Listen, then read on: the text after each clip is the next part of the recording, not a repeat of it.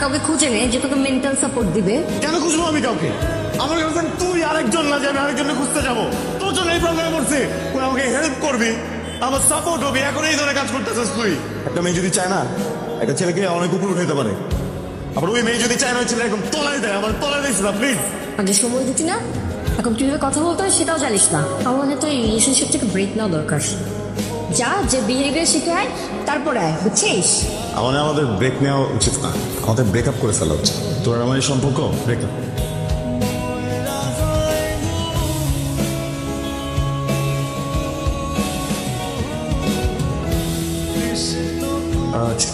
আপনি আবার আসছেন? আপনাকে আমি বলছিলাম এগুলো নিয়ে আমার কোনো ইন্টারেস্ট নাই। আমি আসলে ওই দিনের ব্যাপারে কোনো কথাই বলতে আজকে আসিনি। আমি একটু অন্য ব্যাপারে আপনার সাথে কথা বলতে আসছি। আমি একটু বসতে পারি? আসলে সব ধরনের সম্পর্ক তো ব্রেকআপ হয়ে যায়, কিন্তু ব্রেকআপ হয় না শুধুমাত্র ফ্রেন্ডশিপটা। আমি চাই আপনার সাথে বন্ধুত্বটা আমার থাকুক। ও, যাতে ফিউচারে যে আপনার লাইন ঘাট ইজি হয়ে যায়। না না, বিষয়টা একদমই তা না। আপনি অনেক ভালো মনের একজন মানুষ, আর আমি চাই এমন ভালো মনের একজন মানুষের সাথে আমার বন্ধুত্বটা থাকুক। আচ্ছা, আমার একটু সময় দিন, আমি ভেবে দেখবো। ঠিক আছে, টেক ইউর টাইম। বাট আমি আজকে আপনাকে একটা কথা বলতে চাই। সঞ্জু আপনার বয়ফ্রেন্ড, রাইট? আপনি সঞ্জুকে কিভাবে ছিলেন? কিছুদিন আগে ফেসবুকে আমি একটা পোস্ট দেখি, ওরা রিলেশনশিপ ডেভেলপমেন্টে কাজ করে, মানে কন্ট্রাক্ট রিলেশনশিপে কাজ করে। আমি হয়তো আরো কিছু কথা বললে আপনার বিষয়টা ক্লিয়ার হয়ে যাবে। আমি সঞ্জু, মানে আপনার যিনি বয়ফ্রেন্ড, তাকে আমি আপনার ছবিটা দেখাই। দেখানোর পর আমি ওকে বলি যে আমি এই মেয়েটার সাথে প্রেম করতে চাই, আই লাভ হার, অ্যান্ড আমি এই মেয়েটাকে বিয়ে করতে চাই। আমি জানি সঞ্জু আপনার বয়ফ্রেন্ড, সঞ্জু আমাকে কোনোভাবেই এটা ডিনাই করে না, ও বিষয়টাকে আরো অ্যাকসেপ্ট করে নেয়।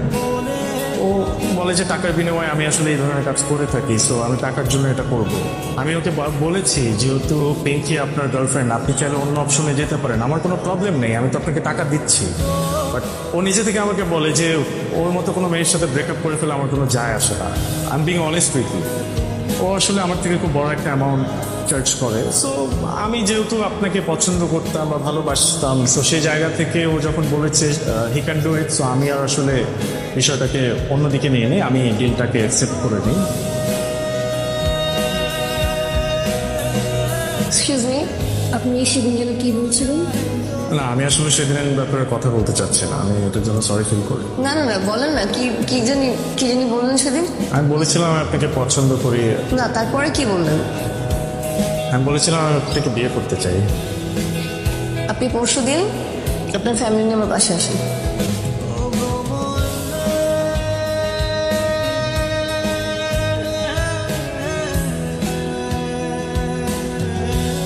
হ্যালো, কই তুই? এক জায়গায় দাওয়াত খাইতে আসছিলাম, হঠাৎ করে রায়া একটু অসুস্থ হয়ে পড়ছে, তাড়াতাড়ি আয়। এই যাই কিছু মতো। কই আমার কি হয়েছে? তোমরা দেরি করে আসছো কেন?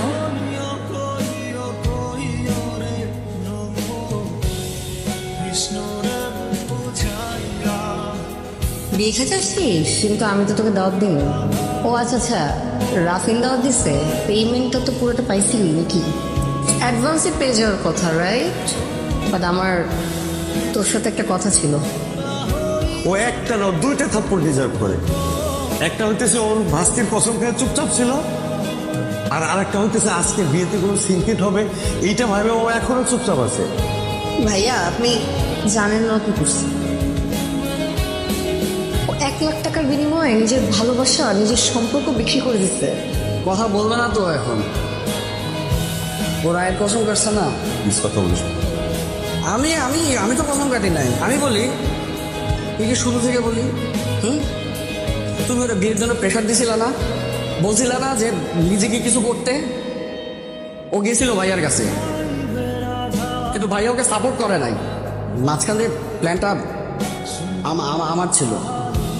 আমি ওকে বলছিলাম যে ওর তো একটা ভালো গুণ আছে, মানুষের রিলেশনশিপ করায় দেয়। তো ওইটার মাধ্যমে যদি কিছু টাকা ইনকাম হয় তাহলে সমস্যাটা কোথায়? ওই টাকা দিয়ে কিছু বিজনেস করতে পারবে।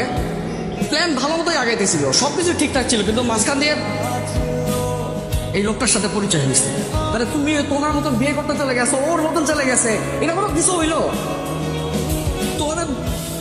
তোমাদেরকে কি বলবো, আমার আর কিছু বলার নাই আসলে।